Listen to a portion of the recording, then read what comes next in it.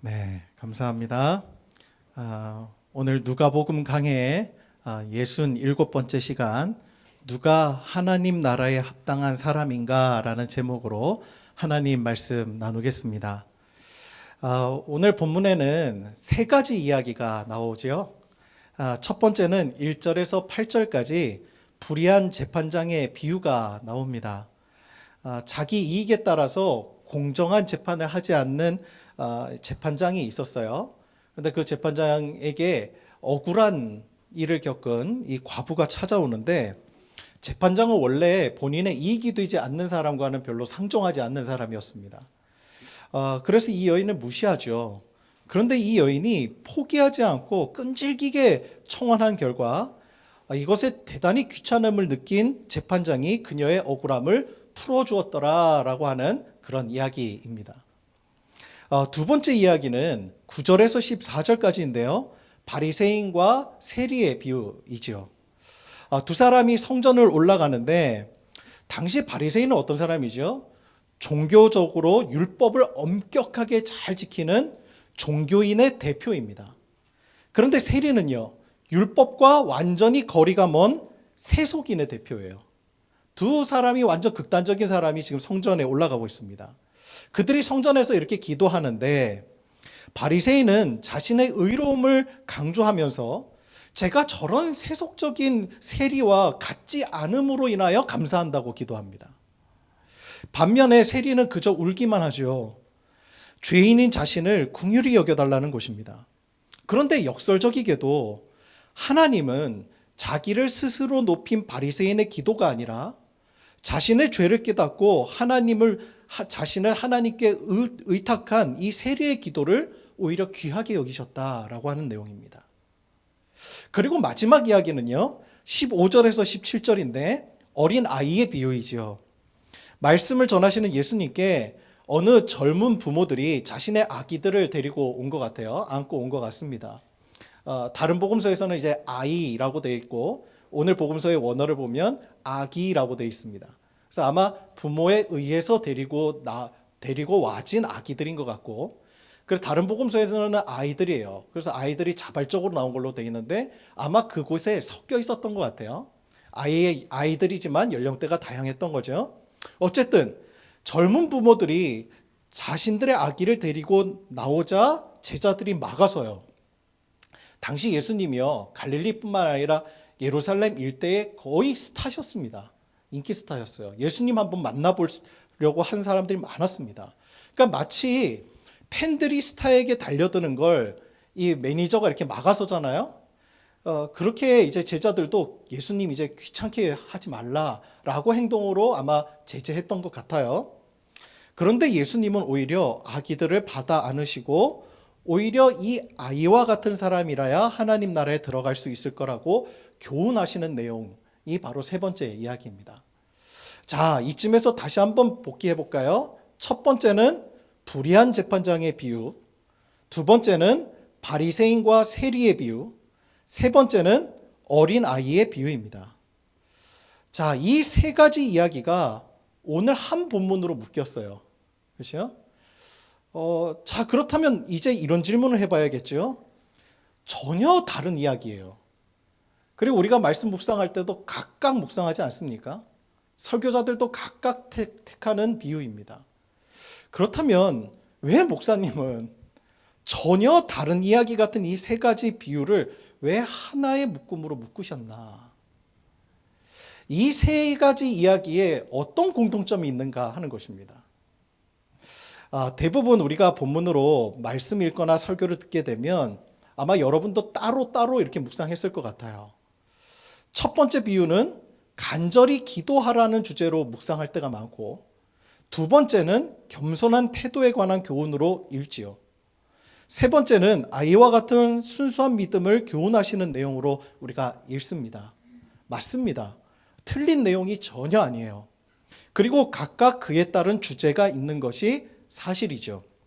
그런데 중요한 것은 그 각각의 주제는 사실요, 커다란 하나의 대주제에서 파생된 소재라는 사실을 인식해야 한다는 것입니다. 다시 말해서 우리가 글을 쓰면요, 큰 주제가 있죠. 그리고 그 이야기를 뒷받침하는 첫째, 둘째, 셋째라고 하는 소재가 붙잖아요.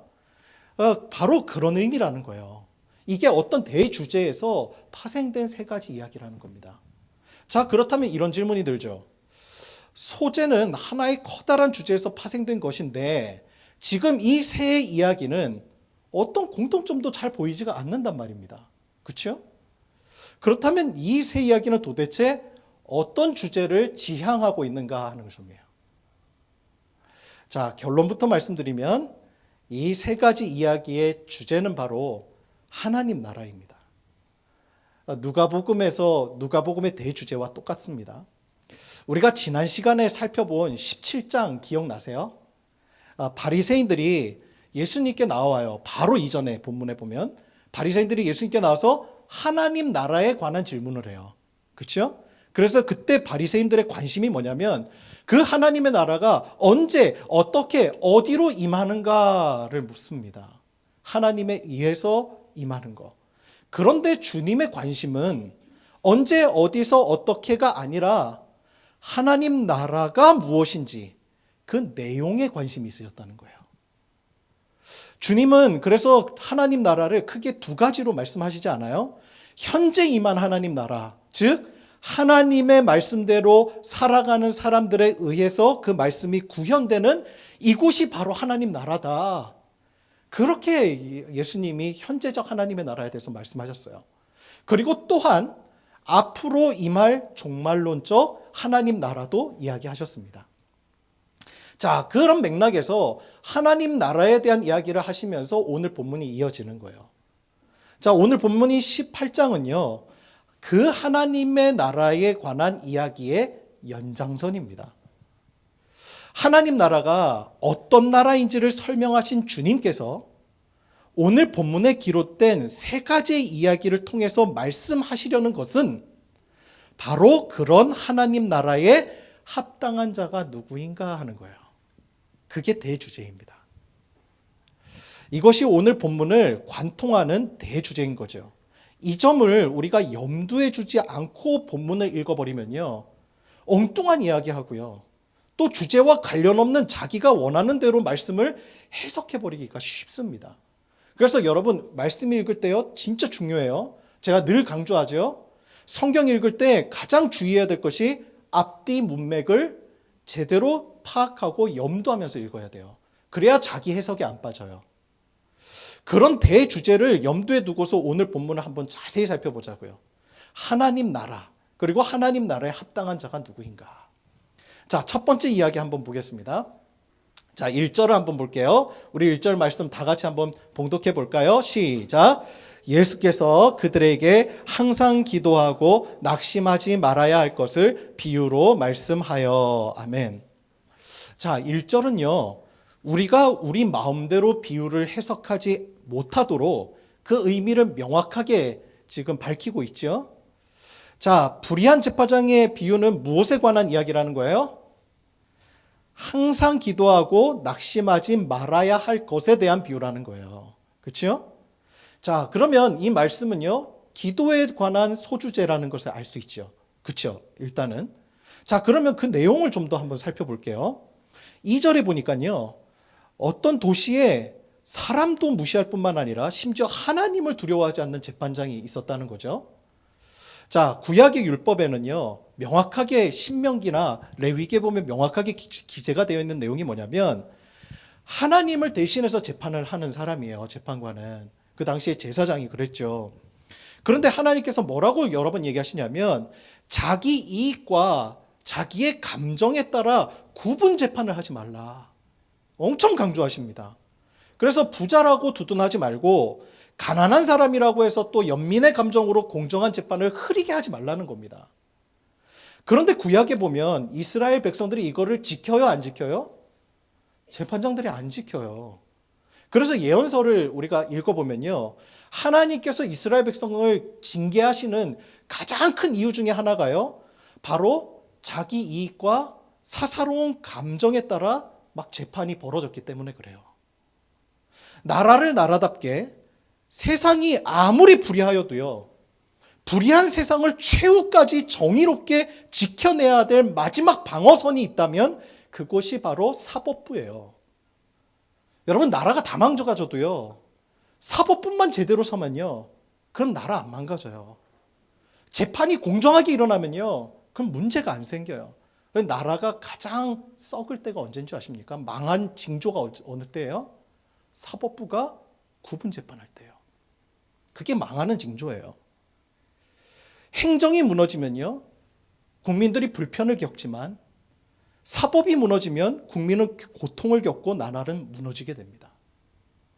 예수님 시대도요, 과거 타락한 이스라엘 시대처럼 이 재판소가 정의에는 완전히 멀어진, 사법 기능이 완전히 처참하게 다 무너진 그런 시대였다는 거예요. 그런데 억울한 사정이 있는 한 과부가 이렇게 정의라고는 기대할 수가 없는 재판소에서 다가가서 한 가닥 희망을 붙잡고 찾아가더라는 거예요. 그 과부가 직접 재판소에 찾아갔다는 의미가 뭔지 아십니까? 그녀를 도울 남편도 없지만 집안에 남자가 없다는 거예요. 자녀도 없고 친척 중에서도 그녀를 도울 남자가 하나도 없다는 겁니다. 당시에 가부장적 제도를 가지고 있는 중동 지역에서는요, 이런 사람을 의지할 곳 하나 없는 매우 불쌍한 여인이라고 취급했어요. 가신 것이 없으니까 여러분 더 간절하지 않았겠어요? 재판장이 불의하다는 것을 알지만 그래도 신원해보는 거예요. 재판장에게 이 과부는 여름철 아마 모기와 같지 않았을까 싶어요. 모기. 그 이야기를 들어주지 않는다고 해서 나한테 해댈 것도 없지만 모기 한 마리가 잠자리에 이렇게 드나들면 어때요? 되게 귀찮잖아요. 그렇죠? 아마 그런 존재였을 거예요. 그래서 결국 그 여인의 끈질긴 청원을 들어줄 수밖에 없었다는 겁니다. 예수님은 이 이야기에서 불의한 재판장을 누구로 비유하고 있습니까? 하나님으로 비유하고 있습니다. 그러니까 이 말은요, 뭐냐면 불의한 재판장조차도 자신의 귀찮음 때문에 과부의 청원을 들어주었다면 하물며 선하시고 공의로우신 하나님께서는 성도의 기도를 어떻게 여기시겠냐는 거예요. 여러분, 하나님은 불의하십니까? 공의로우십니까? 공의로우시죠. 우리를 사랑하세요? 안 사랑하세요? 사랑하시죠. 불의한 재판장조차도 이렇게 끈질긴 기도 청원 앞에 움직였다면 우리를 너무나 사랑하고 계시고 24시간 우리를 늘 살펴보고 계시는 그 하나님께서는 우리의 작은 신음까지도 들으시는 분이에요. 그러니 주님이 말씀하시기를 항상 기도하고 낙심하지 말라는 것입니다. 자, 그런데 여기에서 문제가 하나 있습니다. 이 비유의 주제는 기도이지만 이것은 하나님 나라라고 하는 큰 주제에서 읽어야 된다고 말씀드렸어요. 기억하시죠? 왜냐? 우리가 기도라는 주제에만 몰두할까 봐 오늘 본문은 친절하게도 하나님 나라라는 방향을 다시금 강조해 주고 있어요. 어디에서요? 마지막 수미상관 법칙에 의해서 마지막 8절을 한번 보실까요? 8절 우리 다 같이 한 목소리로 봉독해 보겠습니다. 시작. 내가 너희에게 이르노니 속히 그 원한을 풀어주시리라. 그러나 인자가 올 때에 세상에서 믿음을 보겠느냐 하시니라. 아멘. 여러분, 기도의 주제를 마무리하시면서 갑자기 종말에 대한 말씀을 하시네요. 그렇죠? 종말은 다가올 하나님의 나라를 의미하죠. 자, 그러면요, 이거를 8절을 간과하면 안 돼요. 자, 그러면 우리가 드려야 할 기도가 어떤 기도인지가 명확해지죠. 예수님께서 다시 오실 그날까지 우리는 불의한 세상 속에서 살아가야 될 수밖에 없는 존재입니다. 맞죠? 성도가 받을 고난이 있어요. 주님 다시 오실 그날까지. 악이 관영한 세상에서요, 선은 환영받지 못합니다. 그게 우리의 삶이에요. 선하기 때문에 핍박을 받습니다. 마치 성도의 삶이 불의한 재판장을 찾아온 과부의 삶과 똑같다는 거예요. 불의한 세상에서 선한 사람은 소수입니다. 다수가 지배하는 논리, 그래서 꼭 그런 불의함과 요행과 술수가 지혜처럼 느껴지고 그것이 최종 승리하는 길처럼 보여지는 세상입니다. 그 속에서 성도는요, 아무것도 의지할 것 없는 본문 속의 과부처럼 느껴질 거라는 거예요. 억울한 일을 당합니다. 말씀 따라 살면요. 그때 우리에겐 이런 질문이 들죠. 이렇게 산다고 누가 알아주나? 정말 하나님 나라가 오긴 할까? 예수님 시대와 바울 시대에도요, 성도들 안에 이런 갈등이 있었어요. 로마의 박해가 점점 심해져요. 황제의 논리, 우상 숭배를 거절했다는 그 이유로 일터에서 쫓겨납니다. 당시요, 사업을 하려면요, 그 가입해야 될 길드가 있었어요. 그러니까 협동조합이죠. 그래서 왜 어부들 세계에 들어가면 어부들 협동조합이 있고, 그래야 이렇게 좀 함께 물고기가 어디서 잘 잡히는지 이런 걸 정보를 공유하는 거예요. 그러니까 당시에 무역을 하는 사람들도 그랬습니다. 그래서요, 고린도 같이 큰 도시들, 그런 모든 대도시들은요, 대부분 협동조합에 가입이 되어 있어야만 사업을 할 수 있어요. 그곳에서 있어야만 먹고 살 수 있습니다. 그래서 실제로요, 부유한 도시들이 되게 많았어요. 그런데 거기서 가난했던 존재가 누군지 아세요? 그리스도인들이었어요. 왜? 그 협동조합에서요, 늘 드렸던 것이 황제 숭배였어요. 예배를 드려야 했어요. 그것이 첫 번째 조건이었습니다. 그러지 않으면요, 그러면 가입이 조차 되지 않았어요. 그러니까 그 당시에 그리스도인들이 가난했다는 말은요, 내가 억지로 박해를 당한 게 아니라 자발적으로 그 가난에 기꺼이 참여했다는 거예요. 뭐 때문에요? 믿음 때문에. 그들이 그랬어요. 예수를 믿는다는 건요, 그 대가가 굉장히 컸습니다. 경제적 불이익을 감수해야 했을 뿐만 아니라요, 성읍 사람들한테 보호도 받을 수가 없었어요. 심하게는요, 박해로 인해서 목숨을 잃기도 했지요. 그때 성도들은 누구에게 그 마음의 위로를 받을 수 있었을까요? 바로 하나님이에요. 하나님밖에 없었어요. 그때 그들이 기도할 때 하나님께서 뭐라고 말씀하셨을까요? 얘야, 조금만 참아라. 내가 지금 다 보고 있다. 내가 다 보고 있어. 반드시 내 나라가 올 거야. 그리고 하나님께서 진실로 사도 요한을 통해서요, 주신 말씀이 뭐예요? 요한계시록이에요. 여러분, 요한계시록의 내용이 뭐죠? 명확하죠? 바벨론과 같은 그런 세상은 결국 무너지고 교회는 승리한다는 내용이 요한계시록이에요. 이것이 짧게는요, 로마 역사 속에서 실제로 실현이 됩니다. 그렇게 성도를 잡아 죽이던 박해했던 로마가 AD 313년에 밀라노 칙령이 선포돼요. 그때 사실상 기독교가 로마의 국교로 승인되는 시작점입니다. 그때가. 하지만요, 긴 역사 속에서 우리는 아직도 죄악된 세상을 살아가고 있어요. 그러나 로마의 역사가 이미 증명해주고 우리에게 증언해주듯이 하나님 나라는 언젠가 이 땅에 도래할 것입니다. 믿으십니까? 그리고 주님은 우리에게 물으시는 거예요. 뭐라고? 그러나 인자가 올 때 이 세상에서 믿음을 보겠느냐 하시니라. 너 그때까지 내가 반드시 하나님 나라가 올 것을 믿으며 인내할 수 있겠느냐?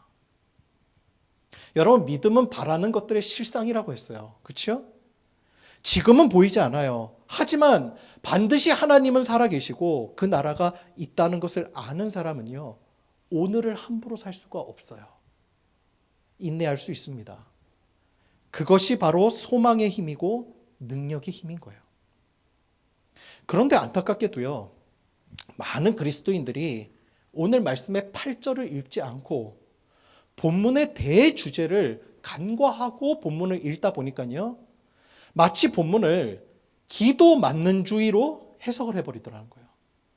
기도하면 반드시 이루어진다. 기도해라. 인내하고 기도하면 하나님 이루어주신다. 그러니 낙심하지 말고 기도해라.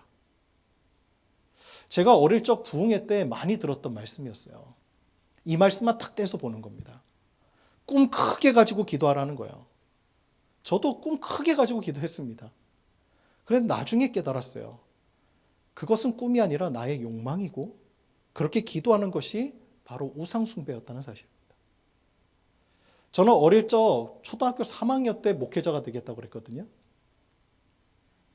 그때 저희 목사님이 대단히 기뻐하셨어요.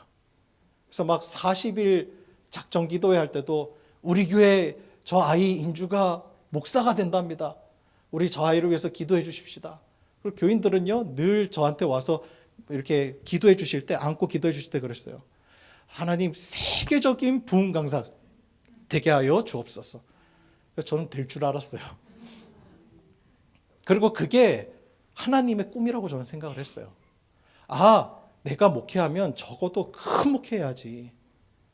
저는 그래서 신학교 갔어요. 그게 제 꿈인 줄 알았어요. 그런데 제가요, 하나님 앞에 진짜 복음을 만나고 예수 그리스도를 정말 인격적으로 영접한 그날, 목회라는 이름 하에 그 안에 들어있는 무서운 우상, 나 자신을 보게 됐어요. 큰 목회하는 그것 자체가 저에게 있어서는 제 욕망이더라고요.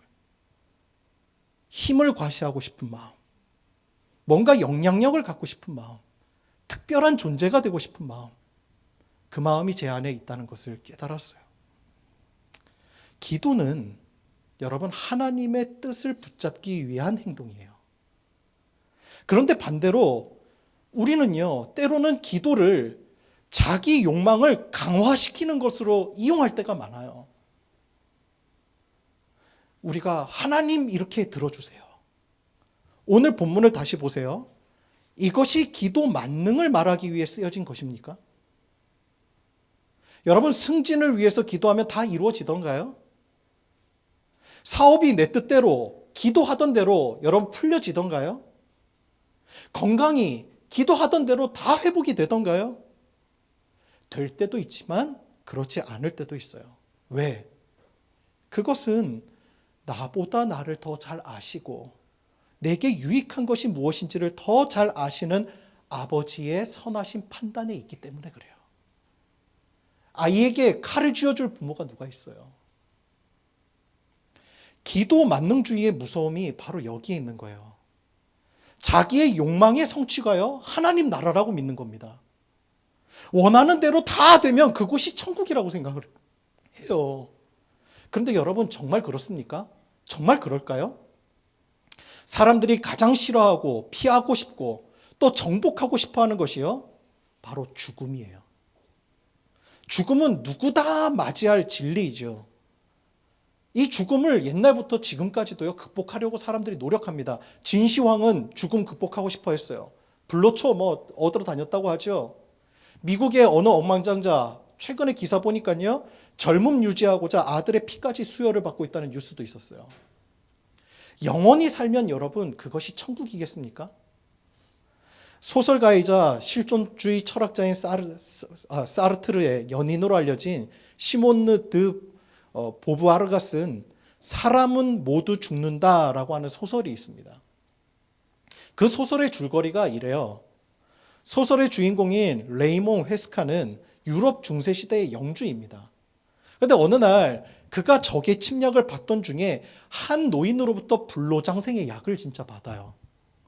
다행히 전쟁에서 승리하고요, 더욱 큰 부와 명예와 존경을 얻게 되죠. 그런데 문제가 생기는 거예요. 세월이 흘러서 주변의 모든 이들이 나이 먹고 죽어가는데 자신만 청춘 그대로의 모습으로 건재한 거예요. 그의 아내는 노인이 되었고 그의 아들은 병들어 죽습니다. 그리고는 손자, 손녀들이 자신보다 더 늙어감을 보면서 그는 결국에 한 곳에 머물지 못해요. 그리고는 떠나게 됩니다. 그리고는 유럽 전쟁의 역사를 모두 겪어요. 삶의 지루함을 느껴요. 그래서 결국에는 너무 지루하니까 범죄나 한번 저질러 보자. 그리고 30년 동안 감옥 생활도 해봅니다. 또 벤치에 홀로 앉아서 수년을 고행도 해봐요. 죽으려고 안간 힘을 써보았지만 늙지도 않고 아프지도 않는 그 삶이 그에게 있어서는 고통의 연속이었다는 거예요. 천국이 아니었어요. 그의 삶은, 그의 소망은 오로지 이 무의미한 인생을 청산하고 죽음을 맞이하는 것이 그의 소망이 되었다는 겁니다. 여러분, 우리 죄의 몸에 얽혀있는 우리에게, 죄의 종노릇하고 있는 우리에게 죽음은 선물과도 같은 거예요.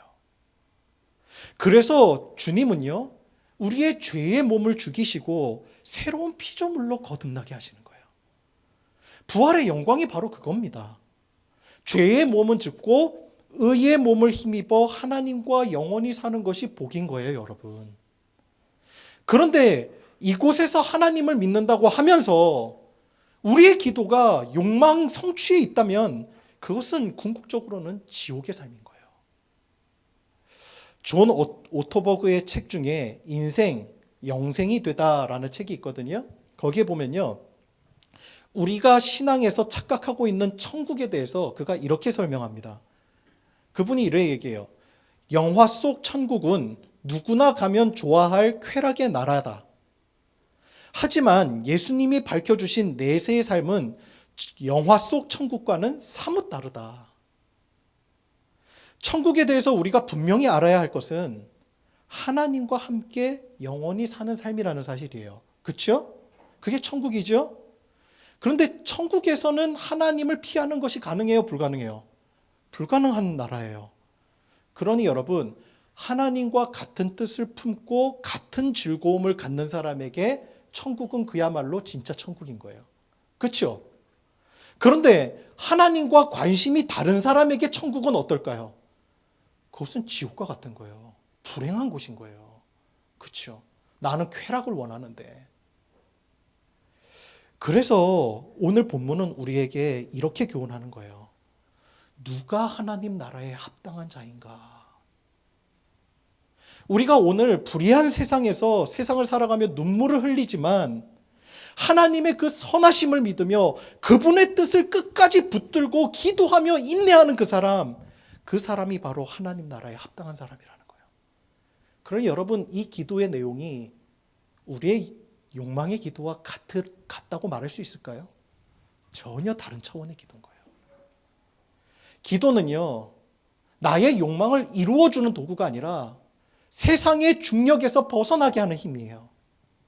주님이 우리를 붙들어 주시기에 이 세상 속에서도 선하게 살아갈 수 있게 하는 힘인 거예요. 능력인 거예요.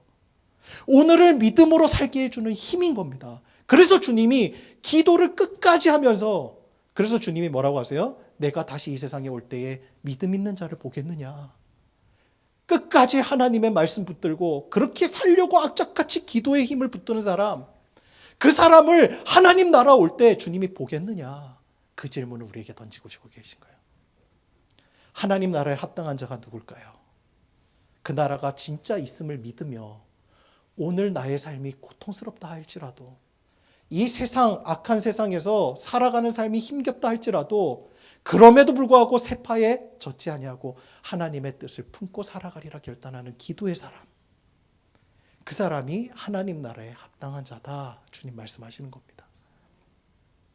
이동규 목사님이 쓴 하나님을 품은 사람 예언자라는 책이 있어요. 그 책에 보면 철학자 임마누엘 칸트르의 말을 이용해서 사람을 두 부류로 나눕니다. 하나는 반사적으로 사는 사람이 있어요. 또 다른 하나는 응답적으로 사는 사람이 있답니다. 예를 들어 누가 개의 꼬리를 딱 밟으면요, 개는 뒤로 확 돌아보죠. 그리고는 꼬리를 밟은 사람을 확 물게 된다는 거예요. 그 꼬리를 밟은 사람이 주인이든지 도둑이든지 반사적으로 나오는 행동이에요. 그렇죠? 반면에 사람이 많은 곳에서 발을 밟혔을 때 응답적인 삶을 사는 사람은요, 이렇게 생각한다는 거예요. 아, 이 사람이 내 발을 밟고 참 무안하고 미안하겠구나. 그래서 발을 밟은 사람이나 밟힌 사람이나 똑같이 excuse me 한다는 거죠. 반사적인 사람이, 우리 신앙도 마찬가지예요. 반사적인 사람은 어렵고 힘든 일이 있을 때 하나님 앞에 이렇게 반응합니다. 하나님, 저한테 왜 이러세요? 하나님, 왜 내 원하는 걸 안 이루어 주세요? 기도의 내용이 죄다 이거예요. 따지는 거예요. 응답적인 사람은요, 달라요. 동일한 상황 가운데 놓였다 할지라도 내가 힘든 것보다 하나님께서 더욱 힘드시겠지, 이런 나를 바라보시는, 그럼에도 불구하고 얘야 조금만 참아라라고 말씀하시는 그 하나님의 마음을 헤아릴 줄 아는 사람, 그런 사람이 응답적인 삶을 살아가는 사람이라는 겁니다. 하나님이 나를 사랑하신다는 사실을 명확히 믿기 때문에 그런 거예요. 그리고 언젠가 정하신 때에 하나님께서 반드시 역사하실 것을 믿기 때문에 그렇습니다. 여러분, 지난주에도 여러분 세상 속에 살면서 마음이 무너지셨습니까? 하나님 뜻 따라 사는 게 왜 그렇게 버거운지. 그래서 기도하지 않으면 한순간도 버틸 수 없는 그런 순간을 맞이할 때가 얼마나 많은지. 그런데 그때마다 하나님 앞에 나아가서 주님 앞에 마음을 쫙 쏟고 나면 주님이 어느새 힘 주시고 위로 주시고 눈물 닦아주시고, 얘야 조금만 기다려라. 너 하나님 나라, 나의 나라가 이 땅 가운데 세워질 거 너 믿지? 아멘, 믿습니다. 조금만 참아. 나랑 함께 걷자. 그 하나님의 말씀에 용기를 얻는 거예요. 그 주님 앞에 힘을 얻지 않습니까? 그래서 아마 정말 종교개혁 때 수많은 믿음의 역사, 치열한 믿음의 역사를 거친 믿음의 조상들이 아마 그래서 이런 찬송시를 썼는지도 몰라요. 너 예수께 조용히 나가 내 모든 짐 내려놓고 주 십자가 사랑을 믿어 죄 사함을 너 받으라. 주 예수께 조용히 나가 내 마음을 쏟아놓으라. 늘은 미리 보시는 주님 큰 은혜를 베푸시리. 이게 바로 기도의 힘을 경험한 성도의 고백이라는 거예요. 하나님 나라에 합당한 기도를 올리고 있는 성도의 기도예요. 이 기도를 우리가 하나님 앞에 붙들고 믿음으로 나아가면 어느새 우리의 찬양의 고백을 바꾸어 주시는 걸 경험하지 않습니까?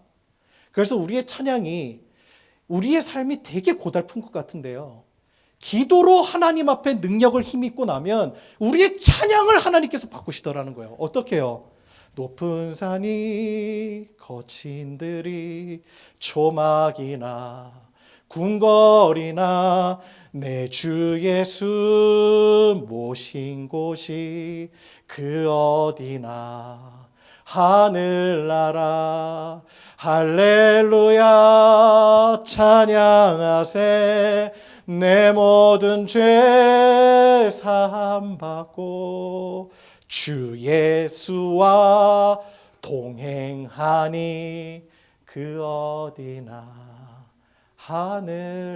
하늘나라.